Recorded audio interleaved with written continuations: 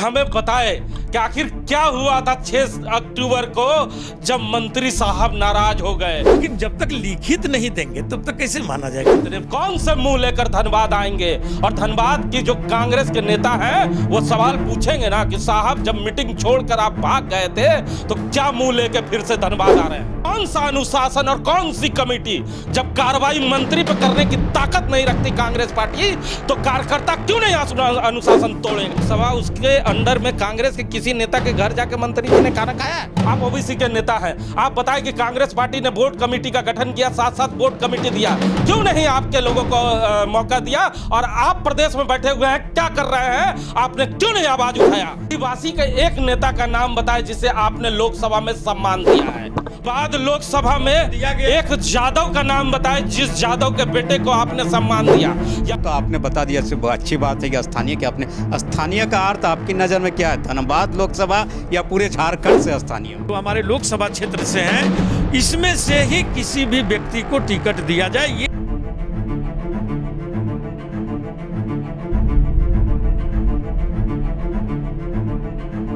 लगभग 20 दिन पहले धनबाद में जो हुआ वो तस्वीरें बोकारो विधानसभा ही नहीं धनबाद लोकसभा के तमाम कांग्रेसियों को याद होगा। जी हाँ, आज से 20 दिन पहले 6 सितंबर तस्वीरें तमाम धनबाद लोकसभा के तमाम कांग्रेसियों के जहन में आज भी याद होगा कि जब झारखंड सरकार का एक मंत्री चलकर बैठक लेने के लिए आता है और धनबाद लोकसभा को मजबूती प्रदान करने के लिए कांग्रेस के प्रदेश के नेता उन्हें यहाँ भेजते हैं तो किस तरह मीटिंग में उठकर मंत्री साहब कहते हैं कि साहब आपको बधाई हो लेकिन हम इस्तीफा दे रहे हैं। उसके बाद कई कांग्रेसियों से हमने बात करने का प्रयास किया और कई कांग्रेसियों से पूछने का प्रयास किया कि साहब उस बैठक में क्या हुआ था कि मंत्री जी नाराज हो गए, लेकिन मजाल हो कि कोई कांग्रेसी कुछ बोल पाता।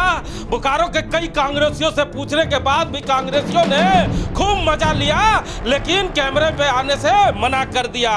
लेकिन हम उस शख्स को आज लेके आए हैं जो उस बैठक में मौजूद थे और कांग्रेस पार्टी के प्रदेश के नेता हैं, कांग्रेस पार्टी के प्रदेश सचिव हैं रवि रंजन साहब हमारे स्टूडियो में मौजूद हैं जो धनबाद के रहने वाले हैं। बहुत स्वागत है सर आपका। बहुत बहुत स्वागत आपके चैनल को भी और आप लोगों को भी। सर हमें बताए कि आखिर क्या हुआ था 6 अक्टूबर को जब मंत्री साहब नाराज हो गए?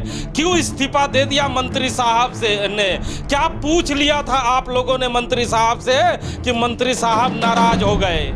मंत्री जी से कोई ऐसा विशेष बात तो लोग ने नहीं किया। कहा ये बात बोला जाता है कि जनता दरबार जो लगा था हाउसिंग कॉलोनी में और उसमें जाकर के मंत्री जी से बहुत से लोग सवाल कर रहे थे और वहाँ के व्यवस्थाओं को देख करके मंत्री जी थोड़ा नाराज थे। ये वहाँ मीटिंग में भी लोगों को नहीं समझ में आया था बात को। और उसमें जब हमारा ही खुद नंबर आया जब हमको बोलने के लिए, उसमें हमने मंत्री जी से 2-3 सवाल किए थे कि हमारा जो लोकसभा समन्वय समिति की जो मीटिंग चल रही है और हम लोकसभा की तैयारी कर रहे हैं लेकिन हमारे अभी कांग्रेस कार्यालय जो है धनबाद का वह नहीं खुला है, प्लस एसएसएलएनटी जो महिलाओं के लिए एक बहुत बड़े दक्षिणी छोर पर जो स्टेशन के दक्षिणी छोर में है, पुराना बाजार में है, उस हॉस्पिटल को नव निर्माण के लिए खुद मंत्री जी हमें और रामजी भगत और एक एम के आजाद जी हैं, इन 3 आदमी को रिकमेंडेड किए थे कि आप लोग इसको लग करके और इसको कराइए। इस पर भी हम लोगों ने सवाल किया लेकिन ऐसा कोई भी तलखी कोई भी बात नहीं हुआ था। और किस कारण से अचानक जब वो हुए उनको बोलने की मौका आया तो बोलते हैं कि मैं अपने इस अथी से इस्तीफा दे दूंगा। तो लोग हक्का बक्का रहा। इस पर हम लोग जानने के भी प्रयास किए लेकिन जैसे हमारे प्रदेश अध्यक्ष का या प्रभारी महोदय का भी कहना है कि हम लोगों के पास कोई लिखित ऐसा नहीं आया है। अब अपने मन से या प्रेस के माध्यम से या प्रेस कुछ ऐसी बातें निकाल दी है कि वो इस्तीफा दे रहे हैं तो ये अलग बात है, लेकिन ऐसा उनका कोई लिखित नहीं आया है अभी तक, ना धनबाद कांग्रेस कार्यालय में, नहीं प्रदेश में, नहीं हमारे प्रभारी महोदय। आप मीटिंग के अंदर थे ना? जी हम लोग मीटिंग में थे और मीटिंग में तो ऐसा कुछ ज़्यादा बोले नहीं, एक लाइन खाली वो बोले कि हम इससे इस्तीफा दे देना चाहते हैं। तो मीडिया के लोगों ने जो छापा वो सही था? बात तो बोले ही थे, बात तो वहाँ तक तो सही था लेकिन जब तक लिखित नहीं देंगे तब तक कैसे माना जाएगा? इतने बड़े नेता जब बैठक हो रही है लोकसभा की और लोकसभा को मजबूती प्रदान करने के लिए बैठक हो रही है, लोकसभा जीतने की चर्चा हो रही है, उस जगह पे मैदान छोड़कर आपका सेनापति भाग जाता है और उसके बाद इस्तीफा भी नहीं देता है। और सुन रहे हैं कि फिर 27 तारीख को धनबाद आने वाले हैं। कौन से मुंह लेकर धनबाद आएंगे? और धनबाद की जो कांग्रेस के नेता हैं वो सवाल पूछेंगे ना कि साहब जब मीटिंग छोड़कर आप भाग गए थे तो क्या मुंह लेके फिर से धनबाद आ रहे हैं? नहीं, देखिए, मंत्री जी वहां पर वो आवेश में आकर के बोल दिए हैं या कैसे बोल दिए, वे बात अलग है। लेकिन अभी तक उनका इस्तीफा, फिर मैं एक बार दोहरा रहा हूं आपके पास में कि वो उनका इस्तीफा मगर अगर लिखित देते तो फिर आदमी सोचता, आगे विचार करता। हमारे प्रदेश अध्यक्ष या प्रदेश के नेता हैं, कार्यकर्ताओं का लंबा जमावड़ा लगा था। कार्यकर्ता सोच रहे थे कि मंत्री जी के भाषण को सुनेंगे। मंत्री जी ने हौसला तोड़ा कि नहीं उस दिन कार्यकर्ताओं का? इसको आप लोग जिस नज़र से देखिए, जिस अंदाज से देखिए, ऐसा हमको नहीं लगता है कि मंत्री जी को नहीं बोलना नहीं चाहिए था। लेकिन अगर यदि उनके मुंह से निकल गया, प्रदेश के नेता हैं और जितने भी नेता हैं ये बातें कहा करते हैं कि कार्यकर्ताओं को कुछ भी बात कर रहा है तो पार्टी के उचित प्लेटफॉर्म पे करे। और मंत्री इस सभा में हौसला तोड़ने वाली बात कर सकता है, मजाक कर सकता है? वो अभी पार्टी का ही उचित फोरम था और वहीं पर वो अपना बात रखे थे। झूठी बात, लेकिन प्रेस में जाकर के नहीं बोलना चाहिए था। ये चीज को हम लोग नहीं, तब अनुशासन कमेटी के भी अध्यक्ष आपके यहाँ हैं, तो कौन सा अनुशासन और कौन सी कमेटी? जब कार्रवाई मंत्री पर करने की ताकत नहीं रखती कांग्रेस पार्टी तो कार्यकर्ता क्यों नहीं अनुशासन तोड़ेगा? देखिए, यहाँ पर हम लोग मानते हैं कि मंत्री जी से थोड़ी सी भूल हुई है, ऐसा नहीं होना चाहिए था। भूल को सुधारने रघुवर दास के घर गए थे और गुलदस्ता देकर उन्हें बधाई दी। बार बार आपको दिखा रहे हैं वो आईना कि साहब आईना देख ले, हम भारतीय जनता पार्टी के नेताओं से करीब हैं। अपने अथी पर भी दे दिए हैं, खबर में बतलाए थे मंत्री जी की हमारा पर्सनल रिलेशन था। पर्सनल रिलेशन में कोई भी कहीं भी मुंशी जी के घर आए थे, बोकारो में विधायक जो भाजपा के विधायक हैं उनके घर आए थे, खाना खाए, वो भी पर्सनल था। डुल्लू जी के घर गए, वो भी पर्सनल था।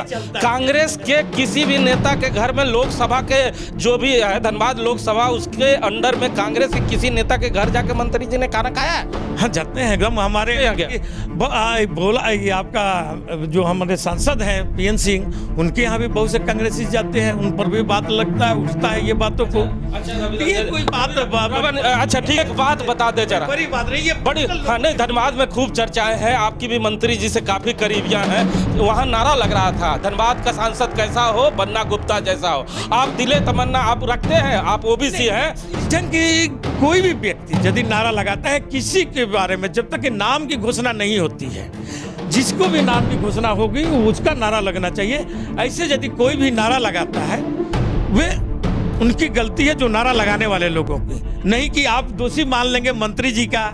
या मान लीजिए कल हमारे साथ राम नारायण शर्मा जी है। शर्मा जी प्रदेश के नेता हैं, कह रहे हैं मंत्री जी से भूल हो गई, मंत्री जी कभी कभी इस तरह की बातें कर दिया करते हैं। कार्यकर्ताओं को सुजेशन दिया जाता है कि उचित प्लेटफॉर्म पर जाकर बातें रखे, और मंत्री बैठक में कहेगा कि हम इस्तीफा दे देंगे, उसके बाद इस्तीफा नहीं देता। अगर इतना बड़ा मंत्री मीडिया में आकर झूठी झूठी बातें करे तो लोगों पर क्या असर पड़े? बन्ना गुप्ता जी का चरित्र आप देख चुके होंगे हिमांशु जी, पूरे प्रदेश के लोग जानते हैं। लेकिन मैं, चूंकि रवि जी आए हमारे स्टूडियो, इनका स्वागत है, मैं इनसे ही जानना चाहूँगा कि कार्यकर्ता अगर छोटी सी भी बात बोल देता है तो उन पर तुरंत आपकी पार्टी कार्रवाई करती है, तुरंत बोलती है कि आप लिखित दीजिए कि आपने ऐसा क्यों कहा। लेकिन जब कार्यकर्ता मंत्री जी से सवाल पूछता है तो इस्तीफा का डर दिखा दिया जाता है ताकि मंत्री से कोई पूछे ही नहीं। शर्मा जी का कहना है 4 साल मलाई आपने खाया प्रभारी मंत्री बनकर, और जब लड़ाई की बारी आई तो सेनापति ही भाग गए। नहीं, हमारे सेनापति भागे नहीं हो, सवाल प्रभारी मंत्री है, धनबाद का प्रभारी मंत्री है। और बन्ना गुप्ता जी पूरे दिल से लगे हुए हैं कि धनबाद का लोकसभा किसी भी हालत में कांग्रेस कैसे जीतेंगे, जिसका सेनापति मीटिंग से भाग जाता हो। ये कौन बोल दिया आपसे कि मीटिंग से वो भाग गए? मीटिंग से नहीं भागे, लास्ट तक रहे हैं और लास्ट में वो अपना संबोधन भी किए हैं, उसके बाद गए हैं। संबोधन में ही वो इस वर्ड को बोले थे। बाद में जो मीडिया आपके पूछा उनसे कि क्यों इस्तीफा देना चाहते, तो उन लोगों के सामने हुए बात को बोल दिए थे जो मीडिया में भी। किस मुंह से धनबाद आएंगे? क्या कहेंगे धनबाद के मीडिया को और धनबाद के कार्यकर्ताओं को कि फिर से आया हूं, झूठ बोलता हूं, आदत है हमारी? नहीं, ये देखिए आप लोग मीडिया की भाषा है, झूठ बोलने का। हमारे मंत्री जी आज भी हमारे कांग्रेस के लिए पार्टी के लिए और खास करके झारखंड के लिए ऐसे ही जीतेंगे धनबाद, ऐसे ही जीतेंगे धनबाद। हर नेतृत्व में हम लोग चाहेंगे कि ये चुनाव हो, टिकट चाहे जिससे भी मिलेगा, हर कांग्रेसी जो सच्चे कांग्रेसी है। सुना है कि धनबाद में जमकर गुटबाजियां चल रही है, दलित अलग हो हल्ला कर रहे हैं, ओबीसी वर्ग अलग हो हल्ला कर रहा है कि हमें कोई अधिकार नहीं है। आप ओबीसी के नेता हैं, आप बताएं कि कांग्रेस पार्टी ने बोर्ड कमेटी का गठन किया, साथ साथ बोर्ड कमेटी दिया, क्यों नहीं आपके लोगों को मौका दिया? और आप प्रदेश में बैठे हुए हैं, क्या कर रहे हैं? आपने क्यों नहीं आवाज उठाया? एकदम आवाज उठ रहा है। हमारे शीर्ष नेतृत्व, जो हमारे शीर्ष नेतृत्व राहुल गांधी जी है, वो ओबीसी के लिए आवाज बन करके उभरे हैं। आज ये सामाजिक न्याय की जो नारा है 90-91 से चल रहा है, कोई भी हमारे ओबीसी का नेता नहीं आगे आए। राहुल गांधी लोकसभा में कौन सा ऐसा महत्वपूर्ण पद है जो ओबीसी और दलित को आप लोगों ने दिया है? बताएं, क्यों धनबाद लोकसभा में जनता आपको वोट करे? ये कमी है। मैं मानता हूं कि जो पहले हमारी गलतियां हुई है पार्टी से, कि किसी भी ओबीसी नेता को नहीं उभारा गया है। आज जो टोटा पड़ा हुआ है वो ओबीसी नेताओं की, आज ओबीसी नेताओं की खोज की जा रही है। सुनिए शर्मा जी, प्रदेश के नेता है, कह रहे हैं गलतियां हो गई, खाली गलतियां ही कर रही है कांग्रेस पार्टी। मंत्री झूठ बोल के चले जाते हैं, धनबाद लोकसभा में ओबीसी और दलित को मौका नहीं दिया जाता है। इसके पहले भी हम लोगों ने कार्यक्रम दिखाया कि किस तरह टिकट अपर क्लास के लोगों को दिया जाता है। खुद प्रदेश के नेता ये गच रहे हैं कि धनबाद लोकसभा में हमने ओबीसी और जो दलित है उसे मौका नहीं दिया, ये केवल वोट मांगेंगे, झंडा ढोवाएंगे। नहीं, बिल्कुल आपने देखा कि किस तरह ये साफ कांग्रेस पार्टी हमेशा इसी तरह का रवैया अपनाती है।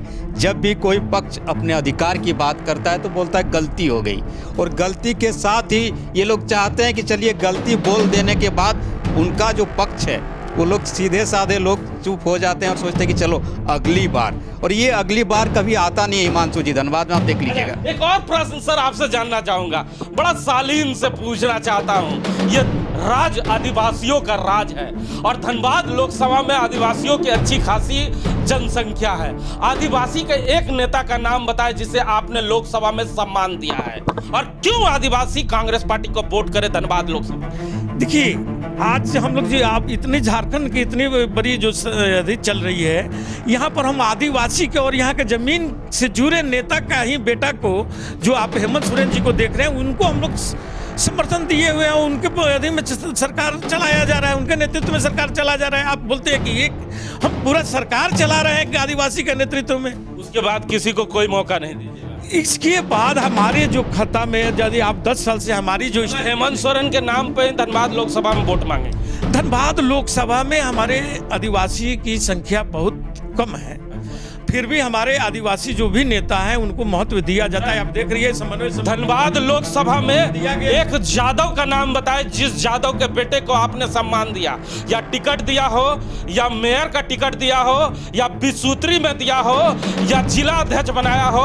एक जादव के बेटे का नाम बताए जिसे आपने धनबाद में सम्मान दिया। क्यों जादव जो वर्ग है वो कांग्रेस पार्टी को धनबाद लोकसभा में वोट दे? आप प्रदेश के नेता हैं, जवाब देना होगा। देखिए, पार्टी में हर वर्ग का, चाहे यादव हो, कुशवाहा हो, कुर्मी हो, हर सबका कहीं ना जो उसके क्षमता के हिसाब से उसका नेतृत्व दिया गया है या दिया जा रहा है। मानते हैं यादव का बेटे का धनबाद लोकसभा में क्षमता नहीं है, आदिवासी का क्षमता नहीं है, दिया गया है। कौन है कि आप राजेश्वर यादव जी अभी हमारे उपाध्यक्ष है कांग्रेस पार्टी में, धनबाद जिला कांग्रेस का उपाध्यक्ष है राजेश्वर, बड़े उपाध्यक्ष हैं। उनके लड़का यूथ कांग्रेस में महासचिव है प्रदेश में। तो ऐसा आप मत बोलिए कि यादवों के कोई महत्व नहीं दिया गया। और भी रामप्रीत यादव जी हैं, उनको समन्वय समिति में रखा गया है। बोकारो से यादव जी हैं भूली से, उनको रखा गया है। बोकारो से, बोकारो के बारे में मुझे पूरा जानकारी है। मैं यहाँ बीआरओ भी बन करके आया था अगले साल में, लेकिन यहाँ पर यादवों की कहाँ क्या भागीदारी है। यहाँ पर आपके गोप साहब को दिया गया था जिम्मेदारी, सचिव बनाए गए थे। 58 नंबर पर वो भी थे, 57 नंबर पर, और 58 नंबर पर मैं था। आप देखे भी होंगे, यदि वो लिस्ट देखे होंगे जो नवंबर में निकला था।